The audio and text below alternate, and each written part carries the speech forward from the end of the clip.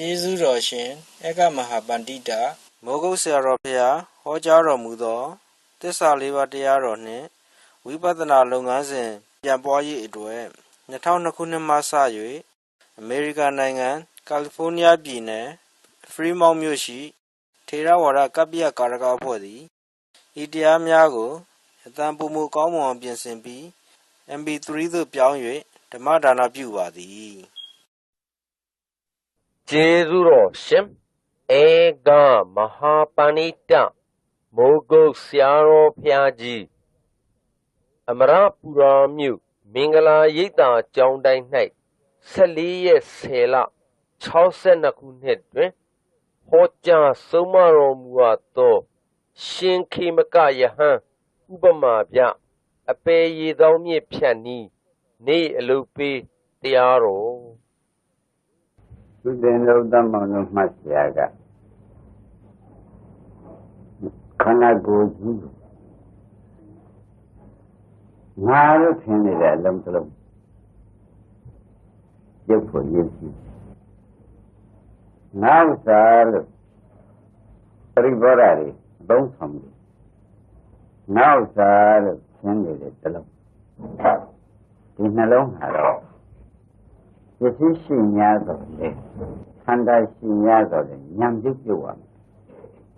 ဒါလေးသိချင်မှာဘာကြောင့်ဆရာဘုန်းကြီးရဲ့ဒိဋ္ဌာကိုပြောရပါလိမ့်မလဲ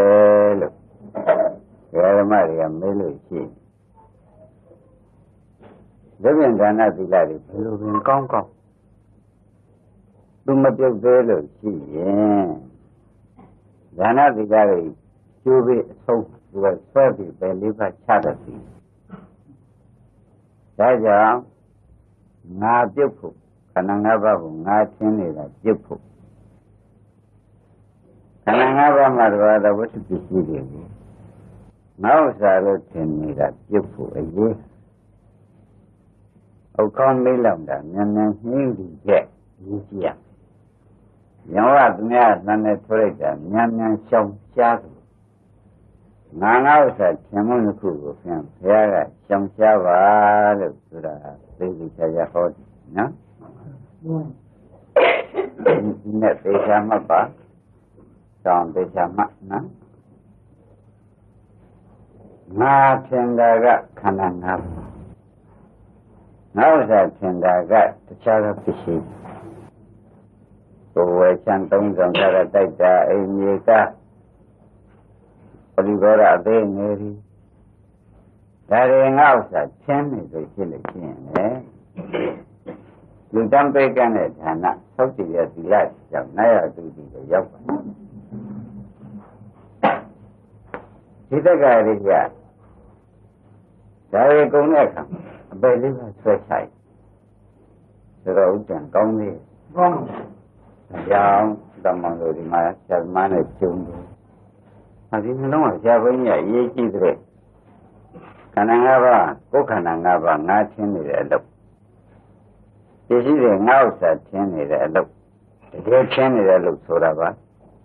အပြောတွေပြောတာမဆိုပါဘူး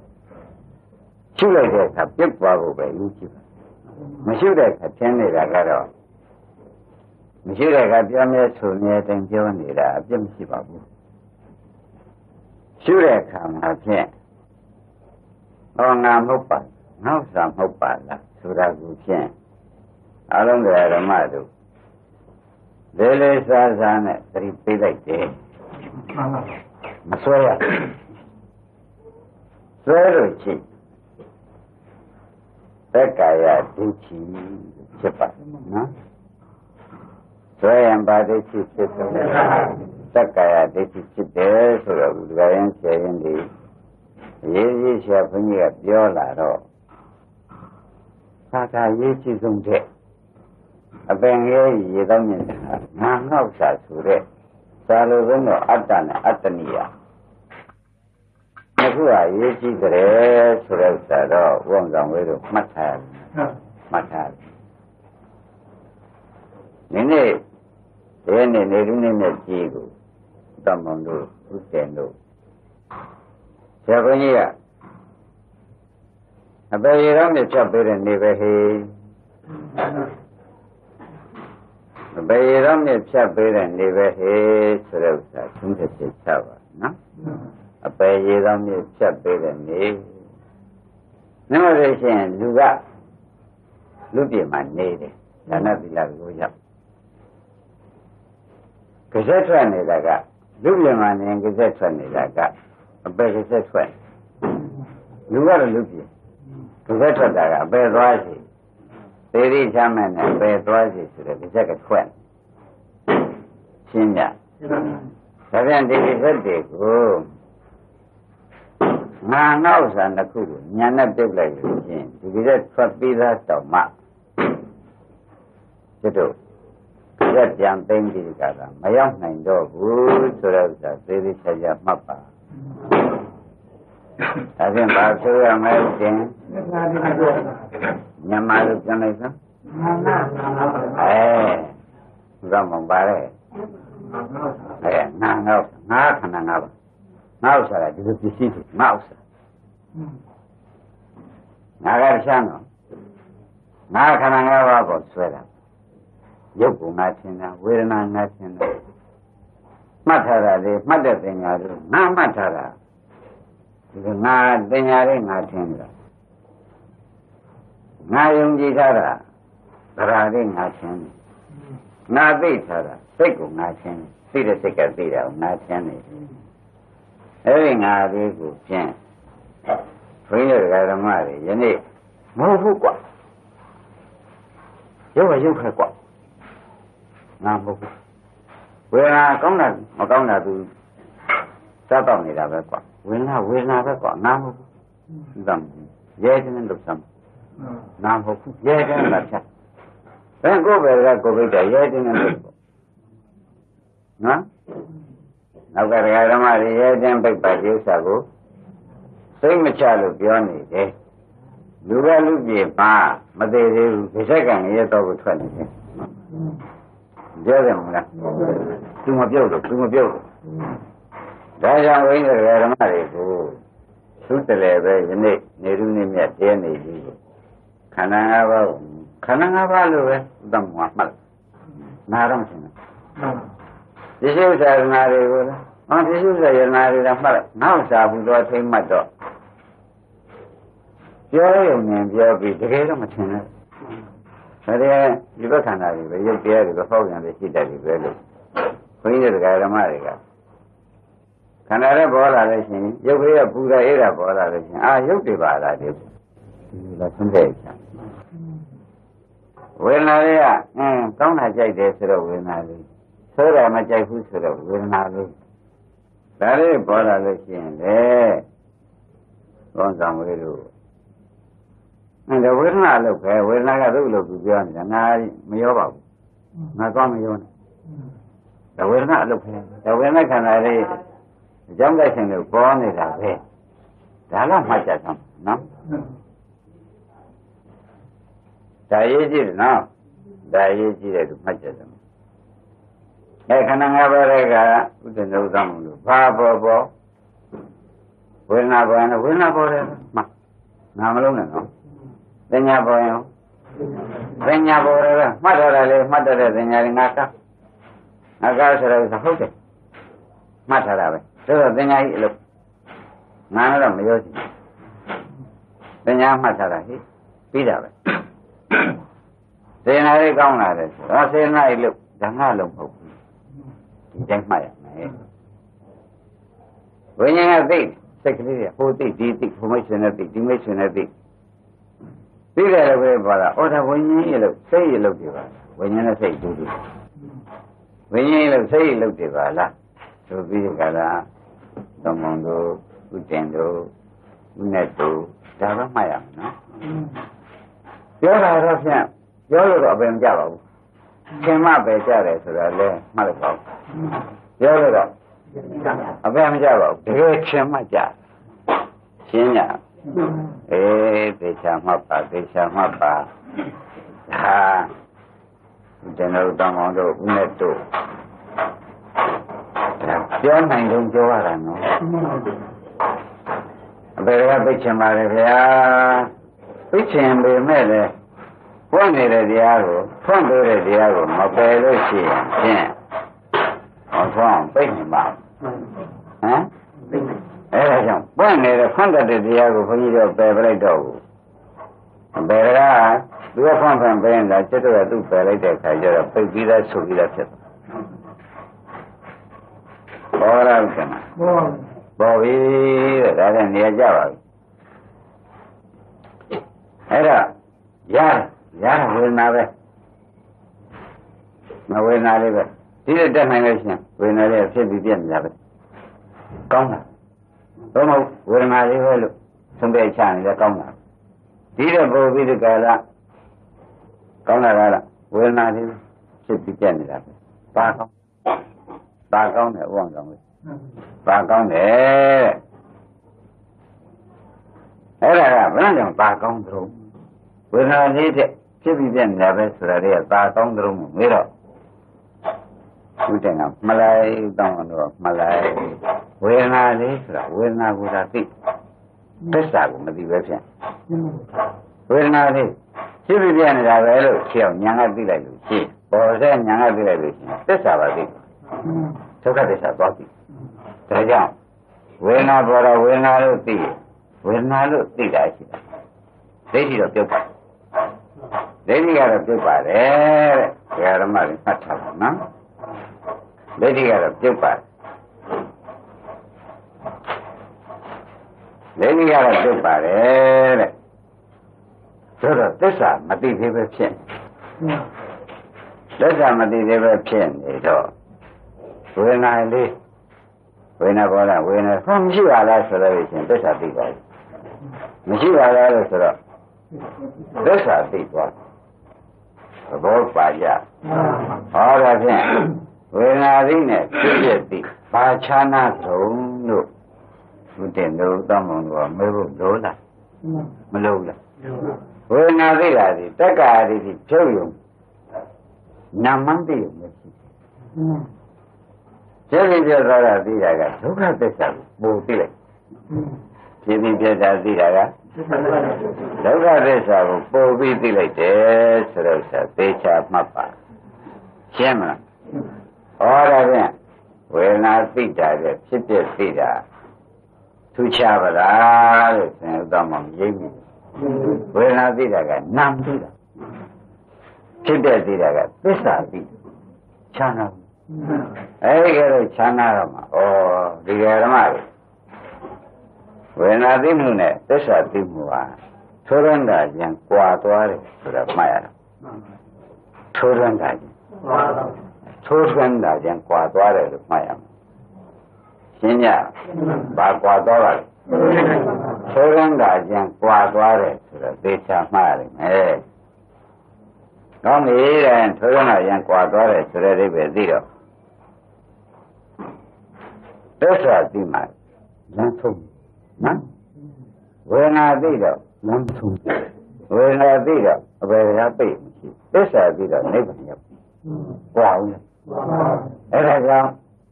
ဒီလာပြီးဘုန်းကြီးတို့တရားဓမ္မတွေဓမ္မလည်းကြီးညိုလေးစားလို့ကိုရေးလေကိုသိပြီးဒီကာလကျိုးစားကြစမ်းပါဆိုတော့ဆရာဘုန်းကြီးကလေးလေးစားစားနဲ့တိုက်တွန်းနော်ဝေဒနာသိတာနဲ့ဖြစ်တဲ့သိတာဘယ်ကပို့ထူးခြားဝေဒနာသိတာကနာငိုသိသောကြောင့်ဘယ်ကပိတ်ဖြစ်တဲ့သိတာကသစ္စာသိသောကြောင့်နိဗ္ဗာန်ကြောင့်ရောက်ကြွားတယ်တဲ့ဒါကြောင့်သိတယ်လုံနေတာနဲ့ပြည့်ကိုရှုနေတာနဲ့သတ်မှမဆန်းဘူးဘယ်ဟာပဲယုံနေရှိတယ်ကွာဒါကနိဗ္ဗာန်ရောက်ဘယ်ဟာပဲဒါကတရားနိဗ္ဗာန်ရောက်တဲ့တရားဘယ်ဟာပဲဒါကမွန်စစ်စိတ်ကမှလည်းဒိဋ္ဌိပြုလို့ရောက်ပါနိဗ္ဗာန်ကဘာနာသစ္စာသိတယ်နိဗ္ဗာန်ရောက်ချမ်းသာဘူးလားဒါလေးသေးချာချာမှတ်တော့မှာဟောတော်တော်ရေးကြည့်ပါလားဆိုတော့ပေါ်လာပြီအဲဒါဖြင့်အလုံးစုံဓမ္မတွေဘယ်ဟာပြုတ်ဖို့ရေးကြည့်တယ်လို့ပြောဆောင်တင်ပါတယ်နာရှင်းမလားနာ ခန္ဓာပေါ်၌ဘာဆိုရတယ်ငါဆိုတယ်ဒီကပစ္စည်းတွေပေါ်၌ငါဥစ္စာလို့ဆိုရတယ်အဲ့ဒါအပြောကိုမဆိုလို့တကယ်ဝန်းကလိုက်လိုက်လဲလဲဆွဲတာကိုဆိုပါသည်ပေါ်ကြသံပြီဒါဖြင့်ချုပ်နေနေပြီပြောစမ်းပါဆိုတော့ဝေဒနာပေါ်ရင်ဝေဒနာသိရင်ငါဖြစ်ဝေဒနာဖြစ်တဲ့မြင်လို့ရှိရင်သစ္စာသိသစ္စာသိနဲ့နာမ်သိกว่าချမ်းသာဘူးလားသစ္စာသိနဲ့နာမ်သိဘာဝေဒနာလို့သိတာနာမ်သိရှင်းမလားသစ္စာသိတာမဟုတ်သေးပါဘူးသစ္စာသိတာမဟုတ်သေးပါဘူးသိပြီးပြတ်တာလေးကိုသိတဲ့အသိကမှသာဖြင့်သစ္စာသိဆိုတာရောက်ပါတယ်ဒါကြောင့်ဘိန်းတဲ့ဓမ္မတွေမှာအသက်တွေကလည်းကြီးကုန်ကြမနေ့ကလည်းယနေ့ကြီးလို့ဒီကနေ့တွေကလည်းဖြစ်လာကြတော့ဒါလေးနှစ်ခုဖြင့်ယနေ့မင်္ဂလာရှိတဲ့နေ့မင်းတို့အမင်္ဂလာကြီးဖြုတ်မှာကွာအဘယ်ချက်ရတဲ့တရားဥဒ္ဒမမင်္ဂလာဆိုရင်အမင်္ဂလာဆိုရင်အမင်္ဂလာဖြုတ်အောင်ပါဒီနေ့အမင်္ဂလာဖြုတ်တဲ့နေ့မင်္ဂလာနဲ့အမင်္ဂလာကိုဖြစ်မင်္ဂလာတရားနဲ့အမင်္ဂလာတရားတွေကိုဖြုတ်တဲ့နေ့ချက်တဲ့နေ့ဆုံးဖြတ်ချက်ချပါနေရင်းနဲ့မြတ်လို့မှတ်ပါနေရင်းနဲ့မြတ်လို့မှတ်ပါဆိုတော့အခုစိတ်ကြီးရင်စိတ်ပေါ်လာတယ်စိတ်ကိုစိတ်ပေါ်ရင်သိနေရင်ဒါသက်္ကာလေးပြီးတော့ပြုတ်ပါစိတ်ဖြစ်တဲ့မြင်လိုက်တဲ့အခါကျတော့သစ္စာပြီးတော့ကြောင့်တဲ့ဒကာဓမ္မကိုဒိဋ္ဌိလည်းမကဘူးတဏှာတွေပါကုန်ပြုတ်သွားချဘူးဝါချရဲဆိုတဲ့လေးစားစွာနဲ့နည်းနဲ့ဟောဆောင်သေချာမှတ်ပါဒါဖြင့်ဒီတရားနှလုံးနဲ့ဟောနေပါလားဆရာဘုန်းကြီးကဒုက္ခနာပဲ့ရသောမြစ်ကငါငေါ့ဥစ္စာတဲ့ငါငေါ့ဥစ္စာဆိုတဲ့သင်မှုစွမ်းမှုတဲ့အဲ့ဒီသင်မှုစွမ်းမှုကိုဖြုတ်ခဲ့လို့ပြောနေတဲ့နေ့ပဲအပြောဖြုတ်ရမှာလားအပြောစဉ်ပြောချက်တောင်စကားမရှိဘူးအပြောမဖြုတ်ရဘူးအထင်ကိုဖြုတ်ရှင်းမလားအပြောဖြုတ်လိုက်လို့ရှင်စကားတောင်ပြောကြမရှိတော့ရှိပါမရှိတော့ဘူးလေကျွန်တော်ဆိုရငါပဲကျွန်မဆိုရငါပဲဟုတ်ကဲ့ဒီလိုကြီးကကျွန်တော်ဝယ်ထားတာပါဆိုတော့လေဒါငါ့ဥစ္စာတွေပဲဝယ်ထားလို့ပြောတာမှုသားလည်းမဖြစ်ပါဘူးဆိုတော့ငါကတကယ်ပိုင်တယ်လို့မြင်တယ်ဒါဖြင့်ရုပ်တရားဆိုတော့ဖောက်ပြန်တယ်ပြည့်စည်တယ်ဟုတ်တယ်အဲ့ဒါငါ့ဥစ္စာဟုတ်ကဲ့ဒီလိုလေးညာကရှိထားလို့ရှင်းဖြင့်သက္ကာရိတိပြုတ်၎င်းရုပ်တရားတွေနာတရားတွေပေါ်တိုင်းဘုန်းကြီးတို့ဓမ္မတွေကဒီတရားတွေကိုညာအောက်တယ်ပဲညာကရှိတယ်ညာကရှိပြီခန္ဓာကအောက်ကနေပြီညာကအချက်ကခန္ဓာကအောက်ကနေကြည့်တယ်ချက်ကနေမရှိဘူးစိတ်ကလေးပေါ်လည်းမရှိဘူးဝေဒနာပေါ်လည်းမရှိဘူးဒါလို့မရှိဘူးလို့ညာနဲ့မှမြင်လိုက်တဲ့အခါကျလို့ချင်းဒုက္ခရောက်သွားတာလေဆိုတော့သစ္စာသိသွားတော့သူကတော့သစ္စာနိဗ္ဗာန်ပေါ်တော့ကြဘယ်ကားတော့ပြည့်ရမကောင်းနိဗ္ဗာန်ဒုက္ခကလည်းကင်းခြင်းနဲ့နိဗ္ဗာန်သူကမဉ္ဇဏ်အသိကနိဗ္ဗာန်ဆောင်းသွားတော့ကြောင့်ဓမ္မတွေဖြစ်တဲ့တိကပိုကောင်း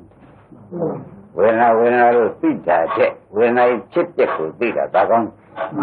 စိတ်ကိုစိတ်ပေါ်တိုင်းသိတာတဲ့စိတ်ဖြစ်တဲ့ကိုသိတာပိုကောင်းဒါကြောင့်ဓမ္မတို့ဖြစ်တဲ့ကိုသိလိုက်ရင်စိတ်လည်းသိပြီးသားဖြစ်သွားပါတယ်ဝေဒနာနဲ့ဖြစ်တဲ့ကိုသိလိုက်လို့ရှိရင်ဝေဒနာလည်းသိပြီးသားရုပ်လည်းသိပြီးသားဆိုတဲ့အဓိပ္ပာယ်ဥနဲ့ပေါ်လာပေါ်ပြီကောင်းနေတာကကဲဒီအဓိပ္ပာယ်ကိုရှင်းပြီးကြလားဝတ္ထုလေးတစ်ခုဘုရားသခင်ခရမကြီးခန္ဓာဘကတန်ဥပါလိတော့ထေရဝတ်မှာရှင်မခေမကဆိုတဲ့အနာဂံကိုယ်တော်ကဝတ္ထုစဉ်60တော့ယဟန်သူတရားဟောဝတ္ထုစဉ်60တော့ယဟန်သူအနာဂံကိုယ်တော်ကတရားဟောတက္ကရာတိကျုပ်ပုံကိုလည်းဟောနောက်သနာတိသနမနာကျုပ်ပုံကိုလည်းဟော နောက်ရဟန္တာဖြစ်ပြီးတောင်သူဟောရင်မတ္တနဲ့သူကလည်းအနာဂံဖြစ်နေဟောရင်သူ့ကိုယ်သူလည်းကြည့်ပြီးဒီကလာဟောရင်ကိုယ်ခန္ဓာရှိဟောဘုရားကကိုယ်တော်ကနာတဲ့ပုဂ္ဂိုလ်တွေကကိုယ်ခန္ဓာရှိပြီးနာကြတော့ဘုဒ္ဓနုံတောင်းပါတရားပွဲလည်းပြီးအလုံးနဲ့နာကြတယ်ဟောတဲ့ပုဂ္ဂိုလ်ကအနာဂံပုဂ္ဂိုလ်ကရဟန္တာဖြစ်ကျန်တဲ့ဘုဒ္ဓဇင်60ကလည်းရဟန္တာဖြစ်တယ်ဒါဖြင့်ဓမ္မတို့ဆရာဘုန်းကြီးကလည်းဟောရင်ပဲခန္ဓာညာရောက်ပြောနေတယ်ဓမ္မတွေခန္ဓာညာရောက်နာပါဆိုတာကိုလည်းဒီဝတ္ထုကသုတမောသက်သေခံအဲ့တော့မှတ်မိအောင်မနာပါနဲ့နော်ပွားမိအောင်နာပေါ်ကြမှတ်မိအောင်ခဏိဓာတ်တဲ့ခြေစင်းများတဲ့ပွားမိအောင်နာကြည့်လိုက်လို့မြင်လိုက်လို့ရှိရင်ပွားပြီးသက်ဆိုဒါကြောင့်မှတ်မိအောင်နာတာလည်းကောင်းတာပဲတို့တော့သူ့တဲ့ကောင်းကအမြင်ကိုကြည့်ပြီးပွားမိအောင်နာတာကဘုံဆောင်ဝေးပိုကောင်းတော့ရှင်းရတာဒါကြောင့်ကျိုးစားကြပါဆိုတော့တိုက်တွန်းရကောသံပိပိမှာဝတ္ထုထုတ်ပါပြီကောသံပိပိမှာရဟန်းကြီး60ရှိပြီရဟန်းကြီးပဲ60ရှိရှင်ခေမကဆိုတဲ့အနာဂံပုဂ္ဂိုလ်ကတကားဟုတ်လောက်မှာသူကဒီကောသံပိပိနဲ့တကားဟုတ်လောက်ခွာတဲ့နေရာမှာသွားပြီးဇီတော်ကြီးထဲမှာကျောင်းလေးဆောက်ဓမ္မတွေဆောက်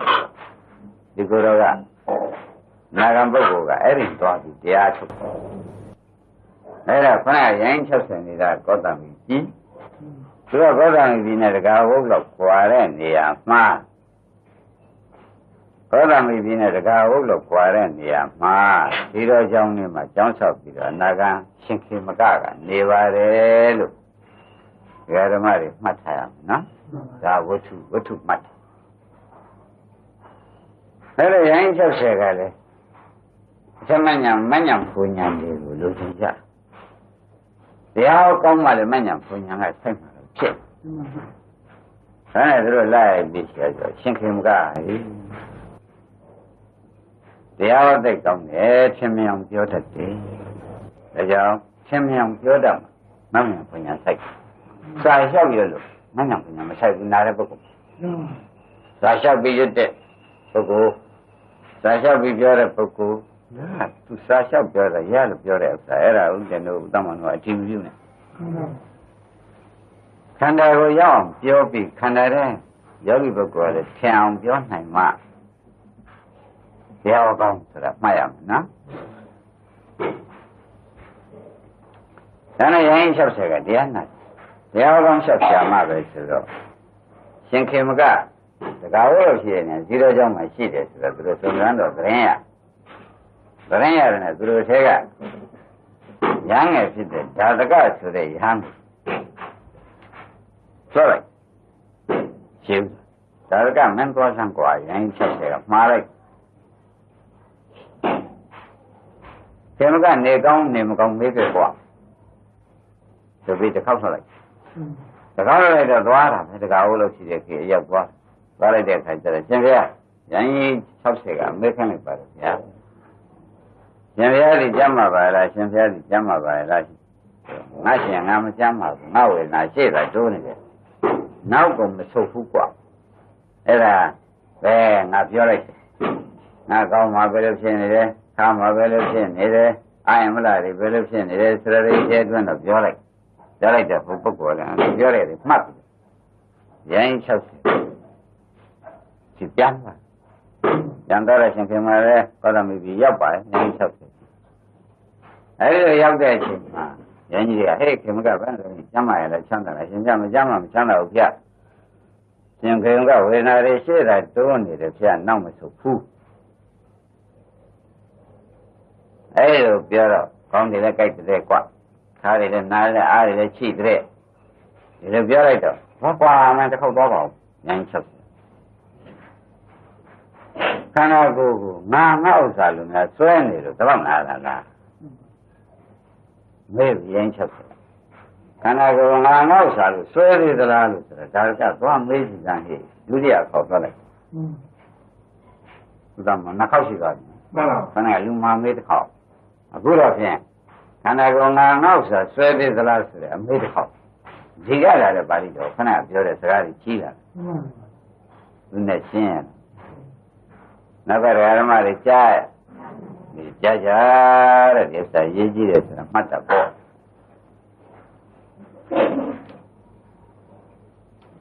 ဒါနဲ့ဒါကသူတင်ပြေးရပြန်တယ်တကားဟုတ်ရှိတယ်ကွနော်ဒါနဲ့ရှင်ခင်ကတော့သွားတွေ့ဒီလိုကြောင့်ကိုတော့ငါလာပြန်မလားကွာလာပြန်ကြဘာတော့ကွာအာရင်ကျတဲ့ကရှင်ပြခန္ဓာ၅ပါးကိုငါခန္ဓာ၅ပါးကဘာလို့ပစ္စည်းတွေငါဥစ္စာလို့များရှင်ပြဆွဲသေးသလားလို့အမေးခိုင်းပါတယ်ဗျာဆိုတော့တော့မောင်ကစဉ်းစားလိုက်ငါကအနာဂံကြီးပဲဒိဋ္ဌိကပြုပြီးသားဖြစ်သူကဖြေလိုက်ဒါကရိုင်း60သွားပြီးဒီကလာရိုင်း60သွားပြီးဒီကလာပြောကြည့်ကွာဆိုကြည့်ကွာငါငါဥစ္စာမရှိပါဘူးပြောလိုက်ကဲငါငါဥစ္စာလို့ငါစိတ်ထဲမှာမရှိပါဘူးအပြောတာရှိပါဘူးအထင်မရှိတော့ပါဘူးသူကအနာဂံကိုသောတာပန်တရားကအနာဂံဆိုသုံးခုမြောက်ရောက်နေရှင်းကြဗလားငါငါဥစ္စာမရှိဘူးကွာပြောလိုက်ပါလို့ဆိုတော့ဒါကပြန်ပြည့်ဒါနဲ့ရိုင်း60စီကောသမိကြီးရောက်ပါတယ်ရောက်တဲ့အခါကျတော့ဟေးဘယ်နဲ့ပြောလိုက်တော့ကွာသူမေးတဲ့အမေကိုဒီသာရောက်ချင်းမေးပါတယ်ဘုရားရှင်ခင်ကငါငါဥစ္စာလို့ခန္ဓာ၅ပါးငါအတွင်းဒီပြင်ဘေးခါတွေကိုငါဥစ္စာလို့နဲ့ဆွဲတာရှိသေးသလားလို့မေးလိုက်တဲ့အခါငါငါဥစ္စာတော့မရှိပါဘူးကွာလို့ဖြေလိုက်တယ်ဒါနဲ့ရန်ကြီးတွေကသူတို့ခန္ဓာကိုသူတို့ပြန်ပြီးဥတ္တန်တို့တမောတို့ဥနဲ့တို့စဉ်းစားတယ်ဒီကအဖြေကိုယူပြီးဟောခန္ဓာကိုယ်ထဲမှာငါငါဥစ္စာမရှိဘူးတဲ့သဝေနာလေးတွေရှိစိတ်ကလေးတွေရှိဟုတ်တာပဲစိတ်ပြီးပြတ်သွားတာပဲဘယ်ငါငါဥစ္စာဟောအောင်ဒုက္ခသစ္စာတွေရှိနေတာပဲဆိုတော့ဟောငါငါဥစ္စာမရှိဘူးတရားဟောလိုက်တာနဲ့ပဲဒီကရိုင်းချက်ဆဲတဲ့ခန္ဓာကိုယ်ညာလှည့်ပြီးတော့စိတ်ကလေးတွေစိတ်ကြိုက်တဲ့ပုဂ္ဂိုလ်စိတ်ညာနဲ့စိတ်ကလေးဖြစ်ဖြစ်ကြတယ်ဟုတ်တာပဲငါငါဥစ္စာမဟုတ်ဘူးဝေဒနာကြိုက်တဲ့ပုဂ္ဂိုလ်လည်းဝေဒနာရှိပြီးဒီကလာငါငါဥစ္စာမဟုတ်ပါလားဆိုပြီးရှိတော့တော့သူတို့လည်းဖြစ်ပြမြင်ဖြစ်ပြမုန်းပြီးဖြစ်ပြဆိုသူတို့သတ္တဗံတည်ကြတယ်ဟောရတာကတော့တော်ရဟောလိုက်နော်တစ်ဆင့်ကနာရတာနဲ့ပုံစံဝေးသတ္တဗံဒီကုန်အဲဒါကြောင့်ဘုန်းကြီးတို့ဓမ္မတွေကိုလည်းလေးစားစွာနဲ့သတိပေးတယ်တရားနာတဲ့အခါဘုန်းကြီးကငါငါဥစ္စာချုပ်ကြဆိုတော့ခဏတော့ခန္ဓာကိုယ်ကြည့်တော့ရတာလေးတွေနာတာလေးတွေမင်းစိတ်ကလေးတွေမြင်းမြပေါ်လာတဲ့ခါကြောက်တော့ဟုတ်တာပဲဆရာဘုန်းကြီးဟောတယ်ငါငါဥစ္စာမဟုတ်ဘူးတာဒီလိုလေးသိသိနာရနာစမ်းမတ်တာကြောင်းများမယ်ဆိုတော့ပေါ့ဗျာပါရကနာစမ်းမတ်တာပေါ်နေရမယ်လို့ဆိုလိုက်ပါတယ်နာစမ်းမတ်တာပေါ်နေလိုက်တဲ့ခါကျတော့ကြည်စမ်းဟောတစ်ဆင့်ကဟောတာနဲ့တောင်ဒီမှာတတ္တဗံတိကုပြ60သလုံး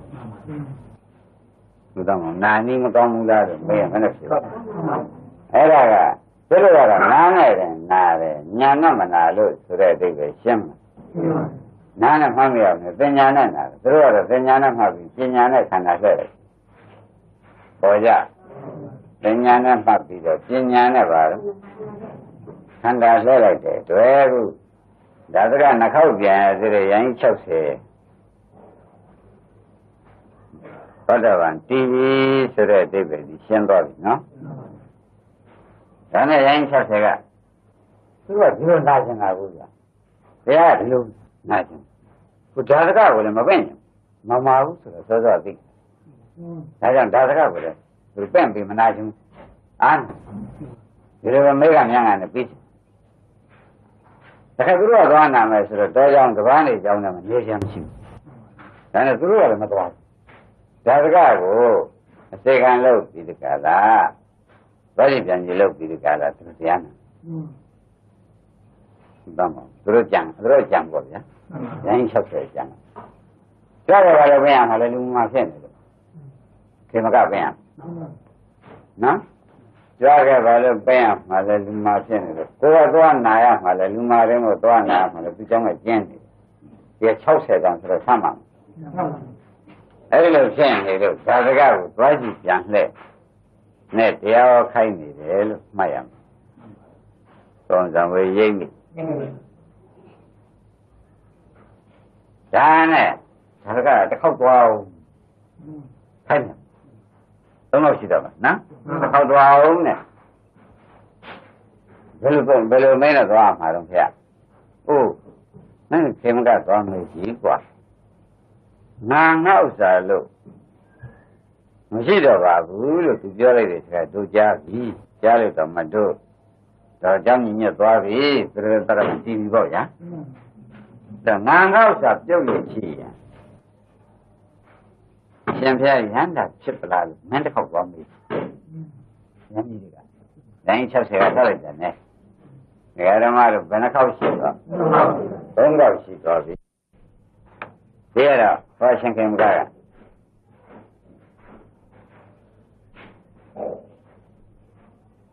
မင်းဘာလားပြန်လားကွာ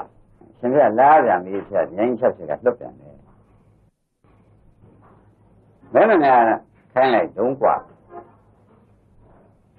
ဘယ်နဲ့မေးခိုင်းတော့ရှင်ပြကိုငါငေါ့စာရှင်ပြပြုတ်ပြီလို့ပြောလိုက်တယ်မရှိဘူးလို့ပြောလိုက်တော့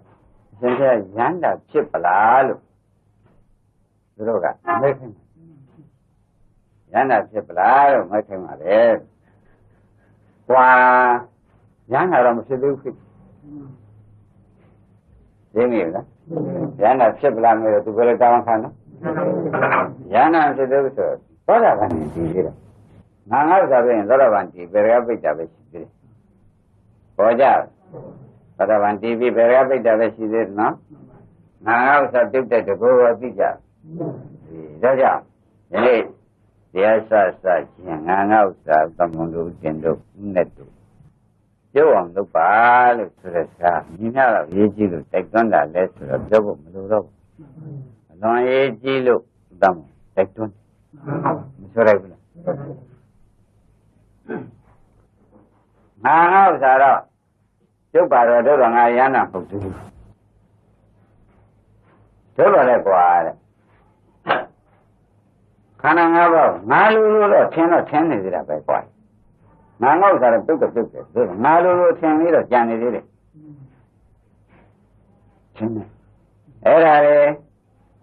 နောက်ကတရားဓမ္မတွေကရှေ့ပိုင်းတရားဓမ္မတွေကရောမာနငါလေးကြံသေးတယ်သူပြောဒိဋ္ဌိငါမရှိဘူးမာနငါလေးခန္ဓာ၅ပါးကငါလိုထင်းလေးတော့ရှိသေးတယ်ကွာဒါလေးတုံးသူအညွန်လိုက်တတ်ရမ်းလာလည်းမဟုတ်ဘူးခန္ဓာ၅ပါးငါလိုထင်းလေးတော့ရှိသေးတယ်ဘတ်ချက်ဆိုတော့ဒါကပြန်ပြန်တော့ရှင်ဗျာဉာဏ်လေး60ပါးချက်ပြီးတော့ပြန်လိုက်ကြာဘယ်နဲ့ငါဖြေလိုက်တုံးกว่าသူကငါငေါ့စားတော့ပြုတ်တယ်ရမ်းလာတော့မဟုတ်ဘူးလို့ပြောလိုက်သူကနာခံရှိသေးတာသို့တော့ခန္ဓာ၅ပါးကိုငါလိုထင်တာရှိသေးတယ်ဒါကြောင့်ငါတပိတ်ငါတင်ငန်းဆိုတာလေးတွေတော့သုံးဆွဲနေကြသေးတယ်ပေါ့နော်ငါတပိတ်ငါတင်ငန်းဆိုတာလေးတော့သမယနာအစားသုံးပါပဲဘာကိစ္စရှိတုံးဒီသုံးတာဘာကိစ္စရှိတုံးသင်ပြုတ်ဆိုတာရေးကြည့်တယ်ဆိုတာပေါ်ကြပေါ်ပြီတဲ့ဒါကြောင့်ခဏဆရာထဲမှာပဲအနန္တကျိုးစီးပွားလို့ရှိလို့ဒီဓမ္မတွေပြောခဲ့ပါတယ်ဟဲ့ငါဆိုတော့ပြောအောင်လုပ်ကြရေးအပြောတော့သိချင်မရှိဘူးဆိုတော့ငကိုယ်တွေကဘုရားဗုဒ္ဓရဲ့ပြိပေးခဲ့တယ်ဆိုတော့ရှင်းတော့ပါနော်ဒါနဲ့ရင်60စီပြန်ရောက်တော့ဘယ်နဲ့ပြောလိုက်ငါဆိုတော့မရှင်းတော့ပါဘူးတော့သူရဟန္တာလည်းမဟုတ်ဘူးငါလိုအယုံလေးတော့သင်သိတယ်ကွာ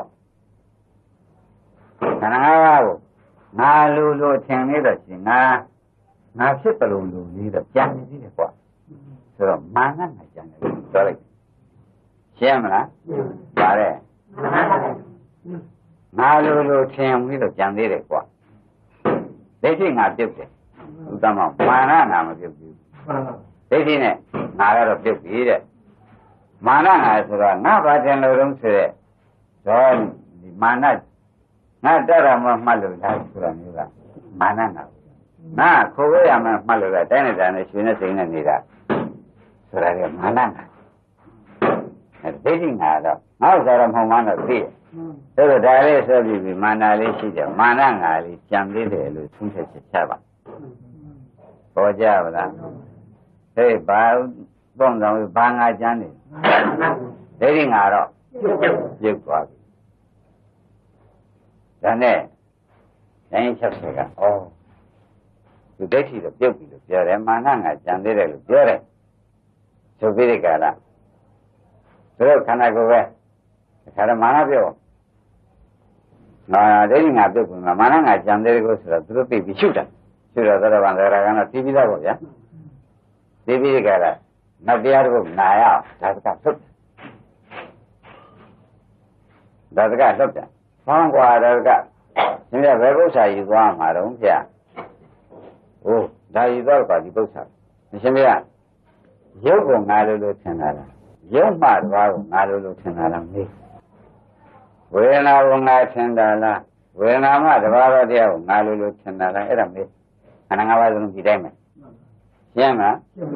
ဝေဒနာကိုငါထင်တာလားဝေဒနာမှတဘာဝတရားကိုငါလိုထင်တာလားအဲ့ဒါမှန်တော့မေးကြည့်ဆိုတော့ဒီတန်သွားပြန်ဘယ်ကောက်ရှိလဲလက်ကောက်ရှိသွားပြီလက်ကောက်ကိုပြင်းနေတာပေါ့ဟမ်အဲ့ကဲတော့သွားလိုက်တော့ဟာဒါကဒီတော့ကြောင့်ရှင်ခေမကအနာဂတ်ရှင်ခေမကကြီးရောက်ပြန်မလားဗျာမလားကွာလားပြန်ကြရိုင်း60ကမိခန့်နေတယ်ဗျာဟာဘယ်နဲ့မဲတော့ရှင်မရဟနာမဟုတ်ဘူးဆိုတော့လည်းသူတို့ကျင့်တတ်ပါတယ်ဒါတော့ငါလိုထင်တာလေးရှိသေးတယ်ဆိုတာလေးဟာသူတို့မရှင်းမဖြစ်နေတယ်ဆိုတော့ဒီလိုမဲ့ရုပ်ကိုငါလိုထင်တာလားရုပ်မှတပါးငါလိုထင်တာလားဝေဒနာကိုငါလိုထင်တာလားဝေဒနာနဲ့တပါးငါလိုထင်တာလားလာထွေးကြတယ်အတူပဲစိတ်ကိုငါထင်တာလားစိတ်မှတပါးကိုငါလိုထင်တာလားလို့ဆိုတဲ့ခန္ဓာ၅ပါးဒီလိုမေးလိုက်ပါလေဗျာ။ဘာမင်းတွားပြန်လေးတော့ရှိတယ်။တွားပြန်လေးတော့မင်းပဲမှန်းလာပြီ။ကဲကွာငါတောင်းမွေးတယ်ယူခဲ့။ငါတောင်းမွေးထောက်ပြီမင်းလည်းဒီတော့ကိုယ်ရင်ကောဖြစ်မယ်။ဟုတ်တယ်။ကိုယ်ရင်ကောဖြစ်မယ်ဆိုပြီးဒီကရတောင်းမွေးထောက်ပြီလို့တွားကြတာပေါ့ဗျာ။တွားကြတော့တကားဦးကြီးတိုင်း60ရှိတဲ့စီရောက်အဲ့ဒါတိုင်း60ဒီတိုင်းပြေးတာမင်းကွာတက္ကရာကြီးပြုတ်တယ်ဆိုတော့တို့ယုံကြည်ပါတယ်ငါငေါ့စပြုတ်တယ်ဒါတော့မင်းပြောတဲ့ဆရာမရမ်းတာလည်းမဟုတ်ဘူးရမ်းတာလားလို့သူမဲရမ်းတာမဟုတ်ဘူးလို့မင်းဖြေတယ်ဖြေတာဘယ်လိုတို့ဘောကြပါတို့တော့မင်းစကားလေးတစ်ခုထည့်လိုက်တယ်ငါလိုခင်အောင်လေးကြံသေးတယ်လို့ပြောလိုက်တဲ့စကားလေးအဲ့ဒါကြောင့်တို့ကရုပ်ကိုငါလိုထင်တာလားရုပ်မှတပါးငါလိုထင်တာလားဆိုတာတို့မေးပါငင်းချက်ပြမေးလိုက်ဒါဥဒေနဥသမန်တို့ဦးနဲ့တို့ကမာနငါကြမ်းနေတာဆိုရရေးမိဒိဋ္ဌိတာပဲသေးတာမာနမှပဲနေမဲ့ကိုသောတော့ဘာငါအဲ့ကဲတော့ပြောတော့ရှင်ဖျားဒီတော့ဥပမာပြမယ်ရှင်ဖျားတို့ဥပမာနဲ့ဆိုနားလည်ပါလိမ့်မယ်ဥပမာပြဘုမကြာပန်းရှိတယ်ဗျဘုမကြာပန်းရှိတယ်ဘုမကြာပန်းကိုရှင်ဖျားတို့နှာခေါင်းနဲ့ကြည့်ကြည့်ပါမဲကြီးတော့သင်းလေးတော့မှွေးပါလိမ့်မယ်မှွေးတဲ့ခါကျတော့သဘောဆံကမှွေးတာလားအရွက်ကမှွေးတာလားကြာအုံလေးကမှွေးတာလားအန်ဒီဆင်းတွေကမှွေးတာလားလို့မဲလို့ရှိရင်ကောင်းကောင်းမွန်မွန်ဖြေမဲ့ပုဂ္ဂိုလ်ဖြစ်ခဲ့လို့ရှိရင်တော့ကြာကမှွေးအကုန်မှမှွေးတယ်ပြောရမှာပဲသဘောကျလားကြာတစ်ခုကမှွေးတစ်ခုလည်းမှွေးတာမဟုတ်ပဲဘူးအဲ့ဒီမှာလည်းတပည့်တော်မှာအားလုံးအပေါင်းကိုပေါင်းလိုက်တဲ့အခါကျတော့ခန္ဓာ၅ပါးပေါင်းလိုက်တဲ့ ငါလိုထင်တာလေးရှိနေတယ်ကြာဝင်အနံ့လို့ပေါ့ဒီပေါ်မှာမာနလေးရှိနေတယ်ခန္ဓာ၅ပါးအပေါင်းကြည့်တယ်ပြီးဒီကလာငါလိုထင်တဲ့ထင်လေးရှိနေပါသေးဒါလေးဖြေလိုက်တော့ရိုင်းချက်တယ်တော့ဒီထင်ကအပေါင်းထင်တာပါလားအဲ့တော့ငါဆိုတာမျိုးကဒီတန်လည်းမှာသံဃာလည်းမှာဥနဲ့လည်းမှာဒီအပေါင်းကြည့်ပြီးငါလို့ငါဘာလို့လုံးဆိုလဲဒီလည်းမောင်းတမ်းပြတကူလုံးလှုပ်ပြဟမ်ဆိုတော့အပေါင်းထင်တယ်မာနငါကလေရှင်းကြပါအဲ့တော့ဗျာတဲ့အပေါင်းကိုထင်ပြီးဖြစ်တဲ့မာနမှတ်မိပြီတခုလည်းဆွဲဖြစ်တယ်လားအပေါင်းဆွဲဖြစ်တယ်အပေါင်းဆွဲဖြစ်တဲ့မာနလို့ဆိုတော့သေချာမှတ်ထားကြပါနောက်တော့ဗျာတဲ့ဒီကြပိုင်းအနံ့လေးကြံနေတာဟာရှင်ပြန်မသိတယ်လို့ဘောတဲ့ဒီမာနနံ့လေးကြံနေအပေါင်းကိုဆွဲပြုပြီးငါဆိုတဲ့မာနလေးဟာဖြစ်ပေါ်ပေါက်ပြီးဒီကလာနေတဲ့ဆိုတဲ့ဥစ္စာရှင်ပြန်များသိကြပါတို့ပါလေဆရာတဲ့ပြီးတော့ဒီလိုပြပါမယ်တဲ့အဝတ်တစ်ထည်ကိုဘောလုံးကြီးဖြစ်စေမငါလုံးကြီးဖြစ်စေဆဲလုံးကြီးဖြစ်စေရှင်ပြတို့ဒုပြီးပြလိုက်ပါဒုပြလိုက်တော့အဝတ်တော်ပြန်တောင်းဆင်ပြီးကာလချောမွေလာမှာပဲတို့တော့သူတို့ထည့်လိုက်တယ်ဆက်ပြန်နတ်နေကြတော့ဒီချင်းမပါဘူးလို့ဆိုလို့မရဘူးဆက်ပြန်နာတော့ပါလို့လားဘယ်တော့ပြန်အများတော့လဲအဲ့ဒါကိုတဲ့အထက်ပိုင်းရှင်းကနေပြီးသူမွေးကြင်ရှိတဲ့တိတ္တာတွေဆက်လိုက်တဲ့အခါကျတော့ဟိုတဲ့ဒီနာသူတို့ကခင်းညာအနတ်နဲ့ကမကောင်းတဲ့အနတ်တွေဆက်ပြန်နတ်တွေပါပြီးကြီးညော်တော့ကျွတ်ပါရဲ့ဆက်ပြန်နတ်တွေကပိုးလာပြန်တယ်ဆန့်လာပြန်တယ်ဆိုတာကိုကြည့်နေတော့အဲ့ချိန်ကဒီတိုင်းဝလို့ဖြစ်တော့မွေးကြင်ထက်တဲ့တိတ္တာတွေဆက်ပြီးတရားညံ့နေမှာကောက်ဝတ်တော့ဒီနာပါသေးလားမပါတော့ကြောက်သွားတယ်ဟုတ်ပြီပဲတဲ့အဲ့ဒီငါလိုထင်တဲ့အထင်အနံ့လေးမာနနံ့လေးပေါ့ဖြစ်ပြပြန်ရှုလိုက်စမ်းပါဟုတ်လားဒါလည်းပါမယ်ဖြစ်ပြပြန်ရှုပြီးဒီကရနေရင်တော့လည်းသစ္စာမြင်ပြီးဒီကရဒီသစ္စာမုံပြီးဒီဒုက္ခသစ္စာဆုံးအောင်လုပ်လိုက်တဲ့အခါကျတော့ဗျာတဲ့ခဏရတ္တမေရတ္တဖို့တက်တာလေရောက်သွားအဆိုးလေအဲ့ဒါခဏမာနနံလေးနဲ့တူတဲ့သောက်ကြနံလေးရှိသေးရဲ့အဲ့ဒီကြမှာပြောင်းနေဖြတ်သူကမာနကရှိနေတယ်ဆိုတော့ရိုင်းလျှောက်တယ်ဟုတ်သားပဲဆိုပြီးဒီကရသူတို့သူသားမှဖြစ်ဖြစ်တန်ရှုတယ်ဖြစ်တန်ရှုဖြစ်ဖြစ်မုံရှုဖြစ်ဖြစ်ဆုံးရှုမှဖြစ်တယ်နိုင်ရှုတာနော်ရှုလိုက်တဲ့အခါသူတို့လည်းခေပေါ့ပြီးဒီကရသွားတော့မှအဲ့ဒါဘုရားရဲ့ရှင်ဘုရားတို့ရတနာရဖို့ဒီကူတော့ပချုပ်ဖာစစ်တာတွေထည့်လိုက်တဲ့အတွက်မာနကပြုတ်ပါဆိုတော့တော်ဟောကောင်းတယ်ကိုတော့မာနပြုတ်ခြင်းဒီလိုလုပ်ဆိုတော့ဘူးသောတာပန်တော်ရဟန်းနေတဲ့ရှင်မာနငါလေးကကြံနေသေးတယ်ဒီသူထုတ်ချင်လို့ရှိရင်ပြင်ဖြစ်တဲ့ကြံရှုပြီးကြတာလို့ပါဆိုတော့ဒုတိပေးတဲ့ဥမာနဲ့သူပြတယ်သူစားတိုင်းတော့မြတ်စွာဘုရားဟောတော်မူတဲ့မြတ်စွာဘုရားတကဟောတော်မူတဲ့ဝိသုသာသနာဝင်သင်္ကန်းနာတွင်ကျမ်းပုတ်တယ်ခန္ဓာဘဂတန်ယုတ်ထေရဝါမှာပါပါတယ်အဲ့ဒီရှုရတဲ့ခါကျတော့ရန်ကြီး60လဲသူကလည်းငါနဲ့မာနငါကြံတဲ့ဆိုပြီးကဖြစ်တဲ့ကြံကောက်တယ်ဒါရကလည်းဖြစ်တဲ့ကြံကောက်ပြီးဖြစ်တဲ့နဲ့ဖြစ်တဲ့မဟုတ်ဘောင်းဆောင်ဖြစ်တဲ့ဆောင်းအောင်လုပ်လိုက်တယ်ဒီလည်းရနာဖြစ်သူတို့ဒီချိန်မှာဖြစ်တာပဲလို့မောင်ဖြစ်ချိန်ကမှတ်ဟုတ်ကဲ့ဒီလိုလုံးမှဖြစ်တယ်လို့ပြောတာကြားတယ်ဒီလိုလုပ်ကြတာပဲဖြစ်တဲ့ကြံကောက်ပြီးဖြစ်တဲ့မောင်းရှုပြီးဖြစ်တဲ့ဆောင်းရှုလိုက်တာပဲရှုလိုက်တော့တရားလည်းဆုံးဘုရားမောင်ဟောတဲ့ပုဂ္ဂိုလ်ရောရဟန္တာဖြစ်နာတဲ့60လေရဟန္တာဖြစ်သူကလည်းဟောရင်ကိုယ်ရှုဟောလို့နာတဲ့ပုဂ္ဂိုလ်ရောနာရင်သူ့ကိုယ်သူရှုနာတဲ့တွေ့တဲ့ဘုန်းကြီးတို့ဓမ္မတို့60နဲ့တပါးပေါ့ဒါရရဟန္တာဖြစ်တယ်ဆိုတာကိုသဘောကျအဲ့ဒါဗျာသေချာစဉ်းစားတော့တရားနာနည်းကိုနီးပေးတယ်တရားဟောနည်းကိုနီးပေးတယ်ဆိုလို့ရှိရင်လည်းမှန်တယ်နော် တနည်းအားဖြင့်လေငါဥစ္စာဖြုတ်မှသောတာပန်ဒီပါလားဆိုတော့ပေါ်သွားဟုတ်လားမာနငါလေးကြမ်းနေတဲ့ဥစ္စာကိုလေအရတ္တမေရတ်ဘောမှာပယ်နိုင်ပါလားဆိုတော့ပေါ်သွားပေါ်လေဘူးလားရှင်းကြကဲယနေ့ဒီရင်တော့ပါဦး